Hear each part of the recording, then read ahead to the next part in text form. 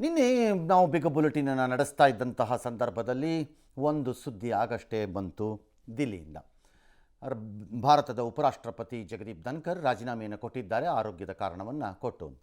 ಅಲ್ಲಿಗೆ ಎಲ್ಲವೂ ಮುಗಿಯಿತು ಎಂದು ಬಹುಜನರ ಭಾವನೆ ಇತ್ತು. ಬಟ್ ಅದಾಗ ಮುಗಿಯಲ್ಲ ಅಂತ ಎಲ್ಲರಿಗೂ ಗೊತ್ತಿತ್ತು.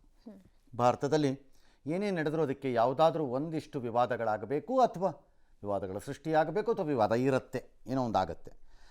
ಈಗಾಗಿರುವುದು ಅದೇ. ಧನ್ಕರ್ ಅವರು ನಿನ್ನೆ ರಾತ್ರಿ ದಿಢೀರ್ ರಾಜೀನಾಮೆಯನ್ನು ಕೊಟ್ಟಿದ್ದಾರೆ. ಇನ್ನು ಅವರಿಗೆ ಹೆಚ್ಚು ಕಡಿಮೆ 2.5 ವರ್ಷ ಅವಧಿ ಇತ್ತು, 27 ಆಗಸ್ಟಿನವರೆಗೆ. ಹಾಗಾಗಿ ದಿಢೀರ್ ಎಂದು ರಾಜೀನಾಮೆಯನ್ನು ಅವರು ಕೊಟ್ಟಿರುವುದು ಆರೋಗ್ಯದ ಕಾರಣಗಳನ್ನು ಹೇಳುವುದೊಂದು ಒಂದು ಕಡೆ ಕೆಲವರಿಗೆ ಆಶ್ಚರ್ಯವು, ದಿಗ್ಭ್ರಮೆ ಅಂತಾರೆ. ನನಗೆ ಯಾರಿಗೂ ದಿಗ್ಭ್ರಮೆ ಆಗಿದೆ ಅಂತ ಅನ್ನಿಸ್ತಿಲ್ಲ. ಕೆಲವರಿಗೆ ಆಶ್ಚರ್ಯವೂ, ಇನ್ನು ಕೆಲವರಿಗೆ ಅನುಮಾನವೂ, ಇನ್ನು ಕೆಲವರಿಗೆ ಗೋಜಲು ಆಗೋದಂಗೆ ಕಾಣಿಸ್ತಾ ಇದೆ. ಆ ಎಲ್ಲದರ ಬೆನ್ನಲ್ಲೇ ಹಲವಾರು ಅನುಮಾನಗಳನ್ನು ಅವರವರು ಅವರಿಗೆ ತೋಚಿದಂತೆ ಹುಟ್ಟುಹಾಕಿದ್ದಾರೆ. ರಾಷ್ಟ್ರಪತಿ ದ್ರೌಪದಿ ಮುರ್ಮು ಅವರು ರಾಜೀನಾಮೆಯನ್ನು ಅಂಗೀಕರಿಸಿದ್ದಾರೆ, ಗೃಹ ಸಚಿವಾಲಯಕ್ಕೆ ಕಳಿಸಿದ್ದಾರೆ. ಅದನ್ನು ಇದರಲ್ಲಿ ಭಾರತೀಯ ಗೆಜೆಟಲ್ಲಿ ಪ್ರಕಟಿಸಲಾಗಿದೆ. 88 kg ಇದ್ದವರು ಈಗ 72 kg ಬಂದಿದ್ದಾರೆ. ಅಂದ್ರೆ 16 kg ವೆಯ್ಟ್ ಲಾಸ್ ಮಾಡ್ಕೊಂಡಿದ್ದಾರೆ. ಮೊದಲ ದಪ್ಪ ಬಾಳದಿ ಎಷ್ಟು ಮೇಯ್ ಬಿಟ್ಟಿದಿ ಎಷ್ಟು ದಪ್ಪದಿ ಅಂತೇಳಿ ನನಗೆ ಹಾಸ್ ಮಾಡ್ತಿದ್ದು. ಈಗಿಲ್ಲ, ಈ ಸಲ ಬಾಳ ಸಣ್ಣ ಹುಡುಗಿಗತೆ ಕಾಣತ್ತೆ ಅಂತ ನನಗೆ ಜನರು ಅಂತ. ಇದಕ್ಕೆ ಯಾವ ಸೈಡ್ ಎಫೆಕ್ಟ್ ಇಲ್ಲ. ನನ್ನ ಜೀನಿ ಸ್ಲಿಮ್ ತೊಗೊಂಡು ಫುಲ್ ಖುಷಿ ಇದನ್ನೀಗ. ಇನ್ನು ಈ ರಾಜೀನಾಮೆ ಅಂಗೀಕಾರ ಆಗುತ್ತಿದ್ದಂತೆ ಮೋದಿಯವರು ಒಂದು ಟ್ವೀಟ್ ಮಾಡಿಬಿಟ್ರು. ಜಸ್ಟ್ 4 ಲೈನ್ ಇತ್ತು, ಅದು 4 ಲೈನ್ ಇದೆ. ಅದು ಭಾಳ ಒಂದು ರೀತಿ ಯಾವ ಮೋಹ ಇನ್ನೊಂದು ಮತ್ತೊಂದು ಏನಿಲ್ಲ ಅದರಲ್ಲಿ. ಜಗದೀಪ್ ಧನ್ಕರ್ ಅವರಿಗೆ ಸಿಕ್ಕಾಪಟ್ಟೆ ಅವಕಾಶಗಳು ಸಿಕ್ಕಿತ್ತು ಈ ದೇಶವನ್ನು ಸೇವೆ ಮಾಡೋಕ್ಕೆ. ವೈಸ್ ಪ್ರೆಸಿಡೆಂಟ್ ಉಪರಾಷ್ಟ್ರಪತಿಯು ಸೇರಿದಂತೆ ಅವರಿಗೆ ನಾನು ಒಳ್ಳೆಯದನ್ನು ಬಯಸ್ತೀನಿ, ಆರೋಗ್ಯ ಚೆನ್ನಾಗಿರಲಿ. ತುಂಬ ವೆರಿ ಮೆಕ್ಯಾನಿಕಲ್, ತಾಂತ್ರಿಕವಾಗಿ ಇದ್ದಂತಹ ಟ್ವೀಟ್ ಅದು. ಅದು ಒಬ್ಬ VP ವೈಸ್ ಪ್ರೆಸಿಡೆಂಟ್ ಹೊರಟಾಗ ಬರುವಂಥ ಟ್ವೀಟ್ ಅಲ್ಲ ಅದು. ಏನೋ ಅವರು ಅದನ್ನು ಹಾಕಿದ್ರು. ಮತ್ತು ರಾಷ್ಟ್ರಪತಿಗಳದನ್ನು ಅಂಗೀಕಾರ ಮಾಡಿದ ವೇಗ ಏನಿತ್ತು ಅಂದರೆ ಟಕ್ಕಂತ ಅಂಗೀಕಾರ ಮಾಡಿಸೇ ಬಿಟ್ರು, ಬಿಡಲೇ ಇಲ್ಲ ಅದನ್ನು. ಹಾಗಾಗಿ ಅನುಮಾನಗಳು ಹೆಚ್ಚಕ್ಕೆ ಪ್ರಾರಂಭ ಆಯಿತು. ಇನ್ನು ಸರಿ, ಯಾಕೆ ಕೊಟ್ಟರು ರಾಜೀನಾಮೆ ಅಂತ ಪ್ರಶ್ನೆ. ಅದಕ್ಕೆ ಯಾರೇನು ಧನ್ಕರ್ ಹೇಳಬೇಕಷ್ಟೇ. ಈಗ ಈ ಕಾಂಗ್ರೆಸ್ನವ್ರು ಎದ್ದು ನಿಂತ್ಕೊಂಡ್ಬಿಟ್ಟು ಇದೆಲ್ಲ ಪಿತೂರಿ, ಯಾರ್ದು ಇದು RSS ಪಿತೂರಿ, ಇದು ಮೋದಿ ಪಿತೂರಿ. ಇದೆಯೋ ಇಲ್ವೋ ನಿಮಗೇನು ಗೊತ್ತು, ಸುಮ್ಮನೆ ಬುರುಡ ಬಿಟ್ಕೊಂಡು ಹೋದ್ರೆ ಅವ್ರು ಹೇಳಬೇಕಷ್ಟೇ. ಈಗ ಶಶಿ ತರೂರ್ ಜೊತೆ ಕಾಂಗ್ರೆಸ್ನವ್ರು ಜಗಳ ಆಡ್ತಿದ್ದಾರೆ. ಏನಕ್ಕೆ ಅದು ವೇಣುಗೋಪಾಲ್ ಅವರ ಪಿತೂರಿ, ಸುರ್ಜೇವಾಲಾ ಪಿತೂರಿ ಏನ್ಬಿಡೋದು.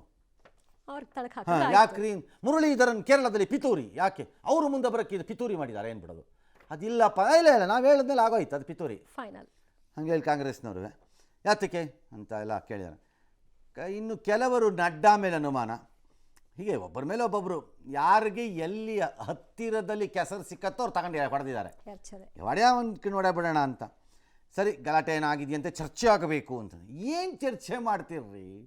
ಈ ಪಾರ್ಲಿಮೆಂಟನ್ನ ಬರ್ಖಾಸ್ತು ಮಾಡಿ ಕಿತ್ತು ಬಿಸಾಕಿದ್ರೆ ಭಾಳ ಸಂತೋಷ.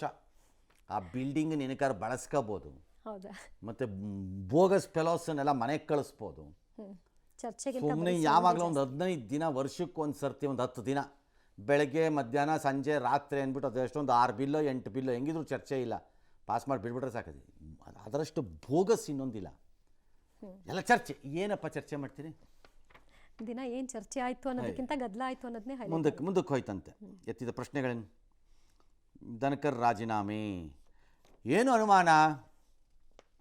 ನಡ್ಡಾ ವಿರುದ್ಧ ಬೇಸರವಂತೆ ಅಂದರೆ ಇದೇನು ಇದೆಯೋ ಇಲ್ಲವೋ ಪ್ರಶ್ನೆ ಬೇರೆ. ಒಂದು ಹುಟ್ಟು ಹಾಕಿಬಿಡೋದು ಗಾಳಿ ಸುದ್ದಿಯನ್ನೇ ಸತ್ಯವೆಂದು ಬಿಂಬಿಸ್ಬಿಡೋದು ಭಾಳ ಸರಿ. ಈ ಪ್ರಕರಣದಲ್ಲಿ ಏನಾಗಿದೆಯೋ ನಮಗೂ ಗೊತ್ತಿಲ್ಲ, ಅದು ಬೇರೆ ವಿಚಾರ. ಸರಿ ತಪ್ಪನ್ನು ಯಾರು ನೋಡಲ್ಲ. ನ್ಯಾಯಮೂರ್ತಿ ಯಶವಂತ್ ವರ್ಮಾ ವಾಗ್ದಂಡನೆ ವಿಚಾರದಲ್ಲಿ ವಿಪಕ್ಷಗಳ ನೋಟಿಸ್ ಅಂಗೀಕಾರ. ಇದು ಸ್ವಲ್ಪ ಅನುಮಾನವನ್ನು ಬಹುಜನರು ಹೇಳ್ತಾ ಇದ್ದಾರೆ. ಅದು ಈಗೇನು ಅಪೋಸಿಷನ್ನಲ್ಲೇ. ಇದು ನಮ್ಮ ದೇಶದಲ್ಲಿ ಹೇಗಿದೆ ಅಂದರೆ, ಯಾರ ಮೇಲೆ ಯಾರೋ ಒಬ್ಬರು ಏನೋ ಒಂದು ತಲೆ ಬುಡ ಏನೂ ಇಲ್ದಿರೋ ಆರೋಪ ಮಾಡಿಬಿಡೋದು.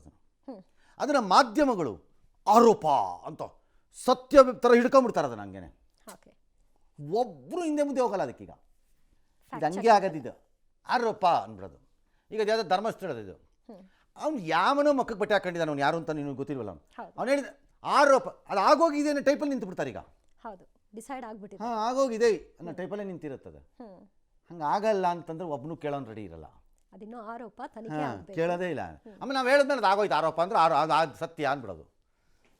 ಈ ವಿಚಾರದಲ್ಲಿ ಮುಖಭಂಗ ಆಯಿತು ಸರ್ಕಾರಕ್ಕೆ ಅಂತ ಗೊತ್ತಿಲ್ಲ. ಅದಕ್ಕೆ ಮುಖಭಂಗ ಆಗತ್ತಾ ಇಲ್ವಾ, ಯಾಕೆ ಆಗಬೇಕದು? ಸಾಮಾನ್ಯವಾಗಿ ಈ ನೋಟಿಸು ಸರ್ಕಾರದ ಕಡೆಯಿಂದ ಬರಬೇಕಿತ್ತು. ನಿಜವಾಗ್ಲೂ ಹೇಳಬೇಕು ಅಂದರೆ ಸಂಸದೀಯ ಪದ್ಧತಿಗಳಲ್ಲಿ ಬರಬಾರ್ದು ವಿಪಕ್ಷಗಳಿಂದ ಅಂತೇನಿಲ್ಲ.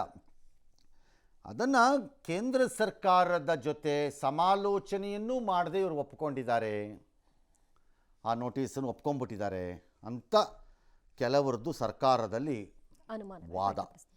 ಹಾಗಾಗಿ ಈ ಸಂಬಂಧ ಹಳಸ್ತಾ ಬಂದಿತ್ತು ಇಬ್ಬರಿಗೂ, ಅದು ಇಲ್ಲಿ ಪೀಕಿಗೆ ಹೋಯಿತು ಈ ವಿಚಾರದಲ್ಲಿ ಅಂತ. ಮತ್ತು ಅವರೇನೋ ನಡ್ಡಾ ನಿನ್ನೆ ಒಂದು ರಾಜ್ಯಸಭೆಯಲ್ಲಿ ಮಾತಾಡುವಾಗ ಏನೋ ಒಂದು ಮಾತಂದ್ರಂತೆ, ನನ್ನ ಹೇಳಿಕೆ ಮಾತ್ರ ದಾಖಲೆಗೆ ಹೋಗುತ್ತೆ, ಬೇರೆಯವ್ರದ್ದು ಅಲ್ಲ ಅಂತ. ಅದನ್ನು ಹೇಳಬೇಕಾಗಿರೋದು ಸದನದಲ್ಲಿ ಯಾರು ಸಭಾಪತಿಯಾಗಿ ಕೂತಿದ್ದಾರೋ ಅವರು. ಭಾಷಣ ಮಾಡೋರಲ್ಲ ಅದನ್ನು ಹೇಳೋದು. ಇನ್ನು ನನ್ನ ಹೇಳಿಕೆ ಮಾತ್ರ ಬೇರೆಯವ್ರದ್ದು ತಗೊಳಂಗಿಲ್ಲ ನೀನು ಅಂತ ಹೇಳಿ ಹಂಗೆ ಅವ್ರದ್ದು ಅಲ್ಲ ಅದು ಕೆಲಸ. ಅದನ್ನು ಅವ್ರು ಹೇಳಿದರೆ ಅದು ಮಹಾಮೂರ್ಖತನ ಮತ್ತು ದಿಮಾಕಿನ ಹೇಳಿಕೆ ಅದು. ಅವ್ರು ಹೇಳಿದರೆ ಹಾಂ, ಮತ್ತು ಯಾವುದೇ ಒಬ್ಬ ಸಭಾಪತಿಗೆ ಅದು ಅವಮಾನ.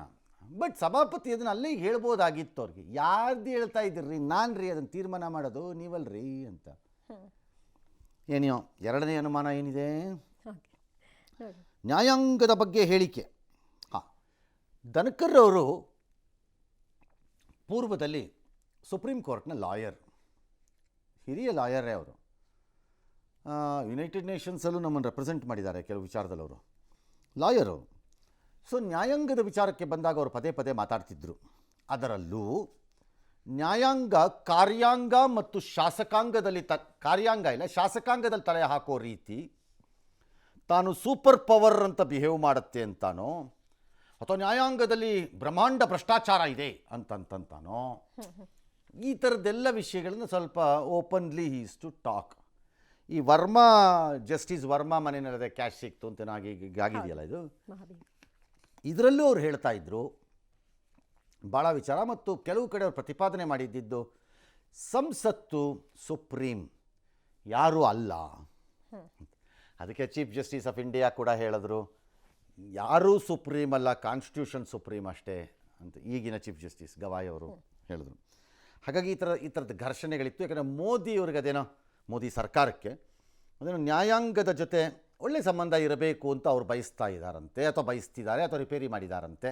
ಅದನ್ನು ಇವ್ರು ಈಗ ಮಾಡಿಬಿಡ್ತಿದ್ದಾರೆ ಅಂತ ಗಲಾಟೆ ಹತ್ಕೊಂಡಿತ್ತು. ಇದೆಲ್ಲ 2-3 ತಿಂಗಳಿಂದ ನಡೆದಿತ್ತು ಅಂತ ಕೆಲವರು. ಆದರೆ ಇನ್ನು ಕೆಲವರು BJP ಒಳಗಡೆ ಗಟ್ಟಿಯಾಗಿ ನಿಂತು ಬಿಟ್ಟಿದ್ದಾರೆ ಅವರು. ಅವರು ಎಕ್ಸ್ರೇ, ECG, ಬ್ಲಡ್ ರಿಪೋರ್ಟು, ಆಮೇಲೆ CT ಸ್ಕ್ಯಾನು, MRI ರಿಪೋರ್ಟ್ ಎಲ್ಲ ಹಿಡ್ಕೊಂಡು ನಿಂತು ಬಿಟ್ಟಿದ್ದಾರೆ ಅವರು. ಇದು ಆರೋಗ್ಯ ಅಷ್ಟೇ, ಮುಗ್ದಾಯ್ತು ಅಂತ. ಬರಬಾರ್ದು ರೋಗ ಏನು ರೀ ಅವ್ರಿಗೆ ಬಂದಿರೋದು ಅಂತ ಯಾವನಾರು ಕೇಳಿದ್ರೆ ಅವೆಲ್ಲ ನೀವು ಕೇಳೋಂಗಿಲ್ಲ. ಆರೋಗ್ಯ ಅದು ಒಪ್ಪಕ್ಕಾಗ್ತಿಲ್ಲ ಭಾಳ ಜನಕ್ಕೆ. ಯಾಕಂದರೆ ಅವ್ರು ನಿನ್ನೆವರೆಗೂ ನಡ್ಕೊಂಡಿದ್ದ ರೀತಿ, ಓಡಾಡ್ಕೊಂಡಿದ್ದ ರೀತಿ, ಸಣ್ಣ ಅವ್ರಿಗೆ ಆಪ್ರೇಷನ್ ಆಗಿದೆ, ಹಾರ್ಟ್ ಆಪ್ರೇಷನ್ನು, ಅದು ಬೇರೆ ವಿಚಾರ. ಬಟ್ ಅವ್ರು ಇದ್ದಿದ್ದ ರೀತಿ ಮತ್ತು ನಾಳಿದ್ದೆಲ್ಲ ಅವ್ರದ್ದು ಶೆಡ್ಯೂಲ್ ಆಗಿರೋ ಕಾರ್ಯಕ್ರಮಗಳನ್ನೆಲ್ಲ ನೋಡಿದ್ರೆ ಆರೋಗ್ಯ ಇದ್ದಂಗೆ ಇರಲಿಲ್ಲ ಅದು. ಅದನ್ನು ಒಪ್ಪಲಿಕ್ಕೆ ಯಾರೂ ತಯಾರಿ ಇಲ್ಲ.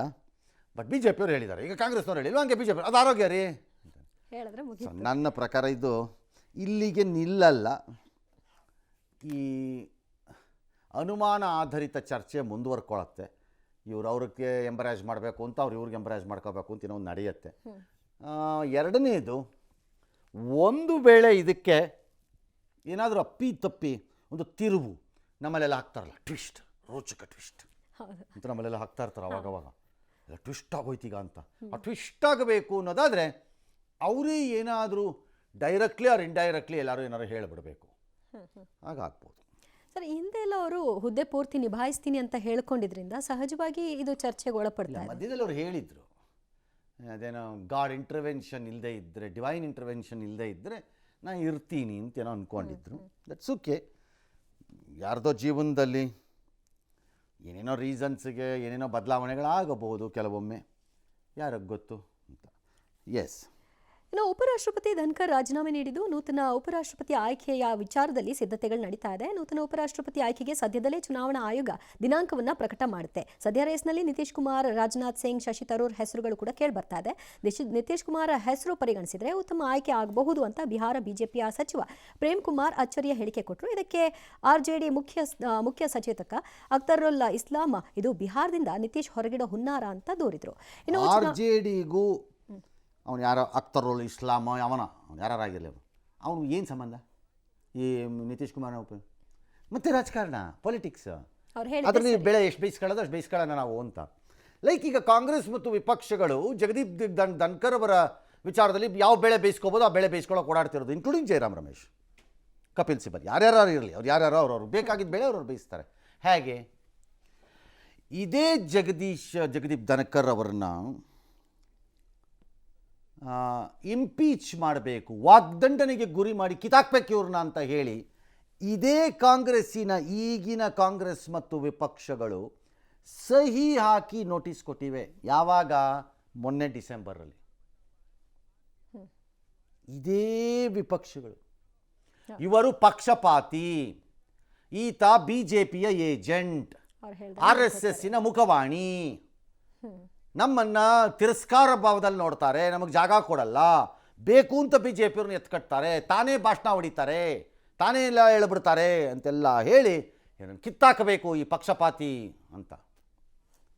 ಭಾರತದ ಸಂವಿಧಾನದಲ್ಲಿ ಯಾರು ಉಪರಾಷ್ಟ್ರಪತಿ ಆಗ್ತಾರೆ ಅವರು ರಾಜ್ಯಸಭೆಯ ಚೇರ್ಮನ್ ಆಗ್ತಾರೆ, ಅಧ್ಯಕ್ಷರಾಗ್ತಾರೆ. ಅದೇ ರಾಂಗು ನನ್ನ ಪ್ರಕಾರ. ಅದು ಯಾಕೆ ಅದನ್ನು ಮಾಡಿದ್ರೋ, ಆ ಉಪರಾಷ್ಟ್ರಪತಿಗೆ ಏನು ಕೆಲಸವಿಲ್ಲ, ಏನಾದ್ರು ಒಂದು ಕೆಲಸ ಕೊಡೋಣ ಅಂತ ಮಾಡಿದ್ರೋ ಏನಪ್ಪ ನನಗೆ ಗೊತ್ತಿಲ್ಲ. ಕೆಲಸ ಇಲ್ದಿದ್ರೂ ಪರವಾಗಿಲ್ಲ, ಅದನ್ನು ಕಿತ್ತಾಕೋದು ಬೆಟ್ರು. ಲೈಕ್ ಲೋಕಸಭಾಲಿ ಒಬ್ಬ ಮೆಂಬರ್ನ ತೆಗೆದು ಸ್ಪೀಕರಾಗಿ ಆಯ್ಕೆ ಮಾಡ್ದಂಗೆ ರಾಜ್ಯಸಭಾಲು ಒಬ್ಬ ಮೆಂಬರ್ನ ತೆಗೆದು ಚೇರ್ಮನಾಗಿ ಆಯ್ಕೆ ಮಾಡ್ಕೋಬೋದಪ್ಪ. ಅದು ಏನಕ್ಕೆ ಆ ವೈಸ್ ಪ್ರೆಸಿಡೆಂಟ್ ಅಂತ ತಂದುಬಿಟ್ಟು ಅಲ್ಲಿ ಕೂರಿಸ್ತೀರಿ? ಅವ್ರು ಮಾತೆತ್ತಿದ್ರೆ ಕಾನ್ಸ್ಟಿಟ್ಯೂಷನಲ್ ಪೋಸ್ಟು ಅಂತಾರೆ. ಅಲ್ಲಿ ಕಾನ್ಸ್ಟಿಟ್ಯೂಷನಲ್ ಪೋಸ್ಟು ಇಲ್ಲಿ ಬಂದಾಗ ಪೊಲಿಟಿಕಲಿ ಅಲೈನ್ ಆಗಬೇಕು. ಯಾಕೆ ಬೇಕದು? ಅದನ್ನು ಅಮೆಂಡ್ ಮಾಡೋದೇ ಬೆಟರು. ಸ್ಟಿಲ್ ಅವರಲ್ಲಿರೋದ್ರಿಂದ ಮಾಡಿತ್ತು ಕಾಂಗ್ರೆಸ್ಸು. ಈಗ ಅದೇ ಕಾಂಗ್ರೆಸ್ಸು ಅಥವಾ ವಿಪಕ್ಷಗಳು ಧನ್ಕರ್ ಅವ್ರನ್ನ ಏನಕ್ಕೆ ಬಿಜೆಪಿ, ಇದು RSSನ ಹಿಡ್ಡನ್ ಅಜೆಂಡಾ. ಏನು ಇವರೇ ಅವರ ರಕ್ಷಕ ಭಟದರ ನೇತಾರರಂತೆ ಸೈನ್ಯದ ಥರ ಬರ್ಜಿಗಳನ್ನು ಹಿಡ್ಕೊಂಡು ನಿಂತ್ಬಿಟ್ಟು ಅವ್ರ ಪ್ರೊಟೆಕ್ಷನ್ಗೆ. ಎಂಥ ಗೋಸುಂಬೆ ರಾಜಕಾರಣಿಗಳು ಲೆಕ್ಕ ಹಾಕ್ಕೊಳ್ಳಿ ನೀವು. ಅವ್ರನ್ನ ತೆಗೆದಾಕಿದ್ರೋ ಕಿತ್ತಾಕಿದ್ರೋ, ಯಾಕೆ ಕಿತ್ತಾಕಿದ್ರೋ ಈ ಬಿಜೆಪಿಯವರು ಅದೆಲ್ಲ ಆಗಲಿ ಬೇರೆ ವಿಚಾರ. ಬಟ್ ಎಂಥ ಗೋಸುಂಬೆ ನೋಡ್ಕೊಳ್ಳಿ. ಯಾಕೆ ಅಂತ ಹೇಳ್ತೀನಿ. ಇನ್ನೊಂದು ಇನ್ಸಿಡೆಂಟ್.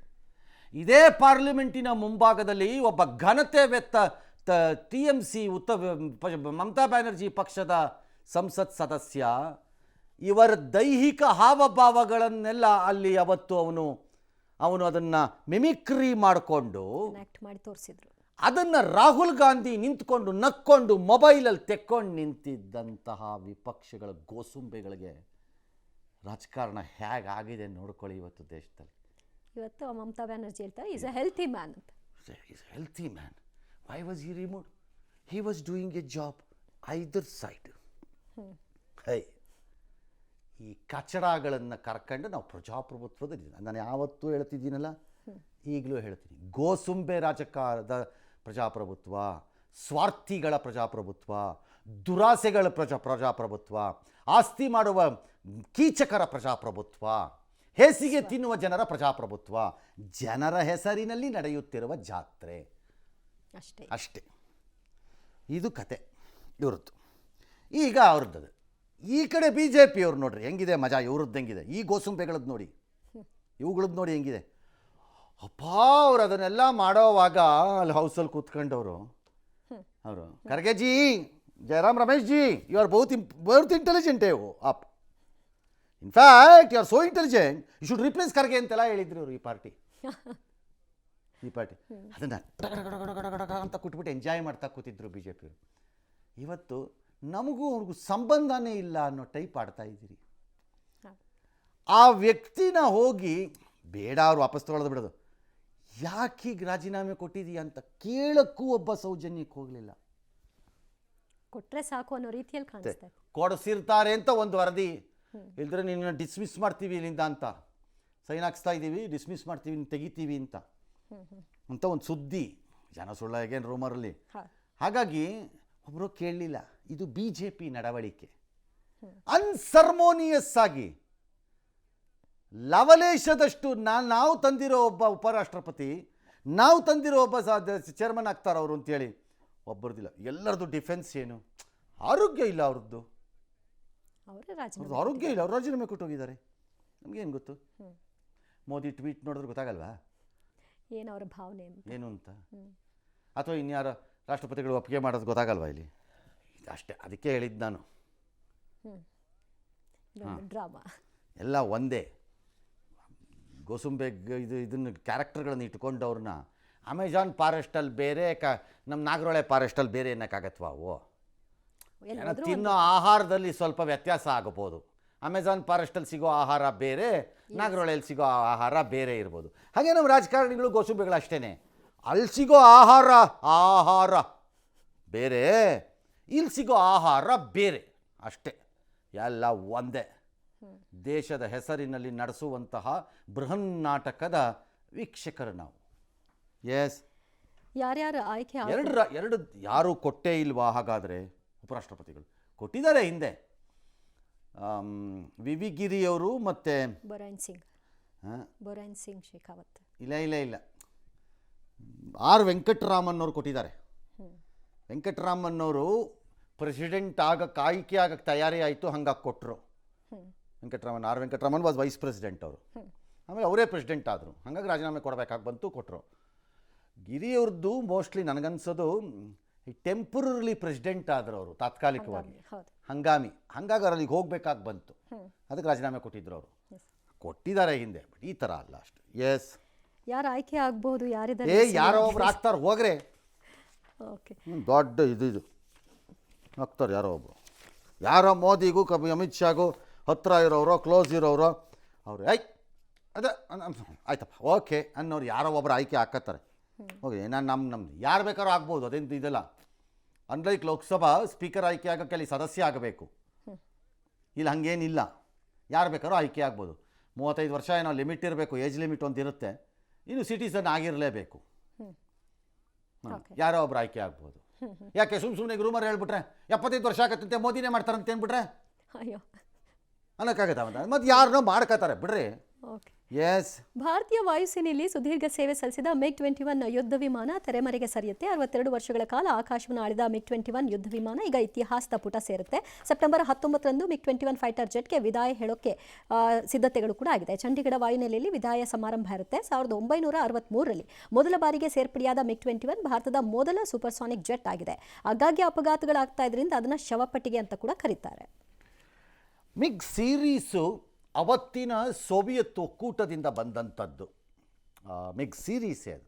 21, 29, ಆಮೇಲೆ ಅದು SU ಆಯಿತು, MK1, MK2 ಎಲ್ಲ ಆಯಿತು, Mark 1, Mark 2 ಎಲ್ಲ ಆಯಿತು. ಅದು it's A series of aircrafts. ಇದು ಫಸ್ಟ್ ಏರ್ಕ್ರಾಫ್ಟ್ ಇನಿಷಿಯಲಿ ಅದರಲ್ಲಿ ಈಸ್ MiG-21. ಸುಮಾರೊಂದು ಇದರ ಜೀವಿತಾವಧಿ 5 ದಶಕದಲ್ಲಿ, ಹೆಚ್ಚು ಕಡಿಮೆ 5 ದಶಕ ಅಲ್ವಾ, ಅದರಲ್ಲಿ 5 ದಶಕದಲ್ಲಿ ಅದು ಹೆಚ್ಚು ಕಡಿಮೆ ಒಂದು 800-900 ಮಿಗ್ಗಳನ್ನು ಉತ್ಪಾದನೆ ಆಯಿತು. ಅದರಲ್ಲಿ ನಮ್ಮಲ್ಲಿ ಒಂದು ಅಗ್ರಿಮೆಂಟ್ ಆಗಿತ್ತು, HALನಲ್ಲಿ ಅದನ್ನು ಉತ್ಪಾದನೆ ಮಾಡ್ತಾಯಿದ್ರು. ಅದರದ್ದು ಟೆಕ್ನಾಲಜಿ ಎಲ್ಲ ಟ್ರಾನ್ಸ್ಫರ್ ಕೊಟ್ಟಿದ್ದರು, ಹಾಗಾಗಿ ನಾವೇ ಇಲ್ಲಿ ಉತ್ಪಾದನೆ ಮಾಡ್ತಾಯಿದ್ವಿ. ಆರಂಭಿಕವುಗಳನ್ನು ಅಲ್ಲಿಂದನೇ ತಂದ್ವಿ. ಈಗ ಲೈಕ್ ರಫಾಯಲ್ ಆಗೋ ಥರ, ರಫಾಯಲ್ ಇಲ್ಲೇ ಉತ್ಪಾದನೆ ಆಗಬೇಕೀಗ, ಆಗತ್ತೆ, ಆ ಥರ ಮಾಡ್ತಾಯಿದ್ರು. ಆ ದಿನಮಾನಕ್ಕೆ ಅದು ಅದ್ಭುತವಾದಂತಹ ಫೈಟರ್ ಜೆಟ್ಟೆ, ಯಾವ ಅನುಮಾನವೂ ಇಲ್ಲ. ನಮ್ಮ ಭಾರತ ಪಾಕಿಸ್ತಾನದ 2 ಯುದ್ಧಗಳಲ್ಲಿ ಅದು ಪಾಲ್ಗೊಂಡಿತ್ತು ಮತ್ತು ಕಾರ್ಗಿಲ್ ಯುದ್ಧದಲ್ಲೂ ಇತ್ತು. ಮೊನ್ನೆ ಇದು ನಡೆದಾಗ ಯಾವುದು, ಪಹಲ್ಗಾಮ್ ಅಲ್ಲ, ಪಹಲ್ಗಾಮ್ ಅಲ್ರಿ, ಸಿಂಧೂರ ಸರ್, ಆಪರೇಷನ್ ಸಿಂಧೂರ್ ಅಲ್ಲಪ್ಪ. ಆಪರೇಷನ್ ಸಿಂಧೂರ್ಗೆ ಮೊದಲು ನಡೆದಂಥ ಯುದ್ಧದಲ್ಲಿ, ಕಾರ್ಗಿಲ್ ಯುದ್ಧ ಅಲ್ಲ ನಾನು ಹೇಳ್ತಿರೋದು, ಬಾಲಾಕೋಟ್ ಏರ್ ಸ್ಟ್ರೈಕಲ್ಲಿ ಇದನ್ನು ಯೂಸ್ ಮಾಡಿದ್ರು. ಆವಾಗಲೇ ಅದು ಸ್ವಲ್ಪ ಜಾಸ್ತಿ ಇದಾಯಿತು, F-16 ಹೊಡೆದಾಕ್ಬಿಡ್ತಂತೆ ಅಂತೆಲ್ಲ. ಸರಿ, ಎನಿಯೋ ಒಟ್ಟಲ್ಲಿ ಇದು ಅತ್ಯಂತ ದೊಡ್ಡ ಪಾತ್ರವನ್ನು ನಿರ್ವಹಿಸಿರುವ ಒಂದು ಬಹು ಇಂಪಾರ್ಟೆಂಟ್ ಏರ್ಕ್ರಾಫ್ಟು. ಈ ಥರದ ಏರ್ಕ್ರಾಫ್ಟ್ಗಳನ್ನು ರಿಟೈರ್ ಮಾಡುವಂತಹ ಪದ್ಧತಿ ಎಲ್ಲ ಏರ್ಫೋರ್ಸ್ಗಳಲ್ಲಿ ಇರುತ್ತೆ. ನನ್ನ ಪ್ರಕಾರ ಇದು ಲೇಟ್. ಇದು MiG-21 ರಿಟೈರ್ ಮಾಡ್ತಾ ಇರೋದು ನಾವು ಲೇಟ್ ನನ್ನ ಪ್ರಕಾರ. ರಿಪ್ಲೇಸ್ಮೆಂಟಾಗಿ ತೇಜಸ್ಸನ್ನು ಹೇಳ್ತಾ ಇದ್ದಾರೆ. ಎಲ್ಲ ಸ್ಕ್ವಾಡ್ರನ್ಗಳು ಬಿಲ್ಡ್ ಆಗಬೇಕು, ಅಷ್ಟು ಸುಲಭ ಅಲ್ಲ ಅವುಗಳು. ಹೆಂಗೆ ಮಾಡ್ತಾರೋ ಏನೋ ಗೊತ್ತಿಲ್ಲ ನನಗೆ, I don't know. Because already ಭಾರತೀಯ ವಾಯುಪಡೆ ವಿಪರೀತವಾದ ಕೊರತೆಯಲ್ಲಿದೆ, ವಿಮಾನಗಳ ಕೊರತೆಯಲ್ಲಿದೆ. ಸ್ಕ್ವಾಡ್ರನ್ಗಳ ವಯಸ್ಸಲ್ಲಿ ತುಂಬ ಕೊರತೆಯಲ್ಲಿದೆ. ಪಕ್ಕದ ಚೀನಾಗೆಲ್ಲ ಹೋಲಿಸ್ಕೊಂಡ್ರಂತೂ ಭಾಳ ಕೆಟ್ಟ ಪರಿಸ್ಥಿತಿಯಲ್ಲಿ ಇದ್ದೀವಿ ನಾವುಗಳು. ನಂಬರ್ ವೈಸ್ ನಾನು ಮಾತಾಡ್ತಿರೋದು. ಇದನ್ನು LCA ಇಂದ ರೀಪ್ಲೇಸ್ ಮಾಡ್ತೀವಿ ತೇಜಸ್ಸಿಂದ ಅಂತ ಹೇಳ್ತಾ ಇದ್ದಾರೆ.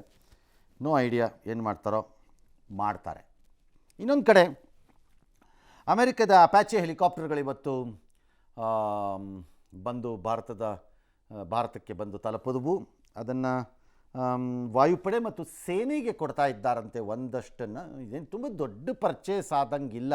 ಅಂದರೆ ಈಗ 50, 60, 70, 100 ಹೆಲಿಕಾಪ್ಟರ್ಗಳು ಪರ್ಚೇಸ್ ಆಗಿವೆ ಅನ್ನೋ ಥರ ಇದ್ದಂಗಿಲ್ಲ. ಇದು ಭಾಳ ಕಡಿಮೆ ನಂಬರ್ ಆದಂಗಿದೆ. ಬಂದಿದೆ, ಅದು ಲೇಟ್ ಅದು ಬಂದಿರೋದು. ಟೋಟಲ್ ಪರ್ಚೇಸು ಕಡಿಮೆ ಇದ್ದಂಗಿದೆ ಇದು ನೋಡಿದ್ರೆ. ಹೇಗೇನು ಆ ಫೀಲ್ಡಲ್ಲೂ ನಾವು ಹಿಂದೆ ಇದ್ದೀವಿ. ಬಿಕಾಸ್ ರಷ್ಯನ್ ನಿರ್ಮಿತ ಕಮಾವ್ ಯಾವುದೋ ಹೆಲಿಕಾಪ್ಟರ್ ನಾವು ಇಲ್ಲಿ ಮಾಡಬೇಕಾಗಿತ್ತು. ಈ ಯುಕ್ರೇನ್ ಗಲಾಟೆನಲ್ಲಿ ಈಗ ಅದು ಆಗ್ತಾ ಇಲ್ಲ ಅಂತಿದ್ದಾರೆ. ಗೊತ್ತಿಲ್ಲ ಏನೋ ಒಟ್ಟಲ್ಲಿ ಅದು ಬಂದಿದೆ. ಅದನ್ನು ಕೂಡ ಗಡಿ ಭಾಗದಲ್ಲಿ ನಿಯೋಜಿಸ್ತಾರೆ. Yes, see every equipment has its own strength and weaknesses. Apache is a very advanced helicopter.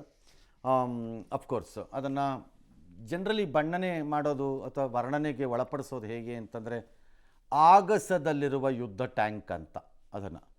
ಅಂದರೆ ಆ ರೀತಿ ಅದು ಆರ್ಟಿಲರಿ ಅಂತಂದರೆ ಅದರ ಫೈರಿಂಗ್ ಪವರ್ ಆಗಿದೆ ಅದಕ್ಕೆ ಅಂತ ಇದೆ. ಇಟ್ಸ್ ಎ ವೆಲ್ ಟೆಸ್ಟೆಡ್, ಭಾಳ ಟೆಸ್ಟಾಗಿ ಭಾಳ ಯುದ್ಧಗಳನ್ನು ನೋಡಿರುವಂಥ ಹೆಲಿಕಾಪ್ಟರ್ ಅದು. Not a small manoeuvrability, areas of operations. ಅಂದರೆ ಈ ಕಡೆ ಡೆಸರ್ಟ್ ಇರ್ಬೋದು, ಆ ಕಡೆ ಕೋಲ್ಡ್ ಇರ್ಬೋದು, ಡ್ಯಾಶು ಈ ಥರದ್ರಲ್ಲಿ. ಮತ್ತು ವೆಪನ್ಸನ್ನ ಅದಕ್ಕೆ ಕ್ಯಾರಿ ಮಾಡೋಕ್ಕಾಗುವಂತಹ ಶಕ್ತಿ, ಈ ಎಲ್ಲವೂ ಈ ಥರದ ಯುದ್ಧೋಪಕರಣಗಳ ಶಕ್ತಿ ಸಾಮರ್ಥ್ಯವನ್ನು ಇತ್ಯರ್ಥ ಮಾಡುತ್ತವೆ. ನೋಡೋಕ್ಕೆ ಭಾಳ ಮುದ್ದಾಗಿ ಇರ್ಬೋದು. ಯಾರೋ ಒಬ್ಬ ಆಲ್ರೆಡಿ ಇದ್ದಾನೆ, ಚೆನ್ನಾಗಿದ್ದಾನೆ, ಒಳ್ಳೆ ತೊಣೆಯನ್ ಟೈಪ್ ದೊಡ್ಡದಾಗಿದ್ದಾನಪ್ಪ ಇವನು ಅನ್ನೋ ಕಾರಣಕ್ಕೆ ಅವನು ಗಟ್ಟಿಗ ಅಂತಲ್ಲ. ಅವನು ಪೊಳ್ಳಿರ್ಬೋದು, ಲೈಕ್ ಮರ ಇದ್ದಂಗೆ. ನೋಡೋಕ್ಕೆ ಮರ ದೊಡ್ಡದಾಗಿರ್ಬೋದು, ಒಳಗಡೆ ಟೊಳ್ಳಿರ್ಬೋದು ಅದು. ಹಾಗೆ ಯುದ್ಧೋಪಕರಣಗಳು ಕಾಣಿಸುವುದಲ್ಲ, ಅದರ ಸಾಮರ್ಥ್ಯಗಳೇನು ಅನ್ನೋದು ಇಂಪಾರ್ಟೆಂಟ್. ಆ ರೀತಿಯ ಲೆಕ್ಕಾಚಾರಗಳನ್ನು ಹಿಡಿದ್ರೆ Apache is a very good helicopter. ಅದರಲ್ಲಿ ನಾವು ಯಾವ ಅನುಮಾನವಿಲ್ಲ. ಬಂದು ಭಾರತಕ್ಕೆ ಸೇರಿದೆ. ಮತ್ತು ಮೋಸ್ಟ್ಲಿ ಅದನ್ನು ಪಾಕಿಸ್ತಾನದ ಗಡಿಗೆ ಹಾಕ್ತಾರಾ, ಚೈನಾ ಕಡೆಗೆ ಹಾಕ್ತಾರಾ ಗೊತ್ತಿಲ್ಲ ನನಗೆ. I have no idea. S.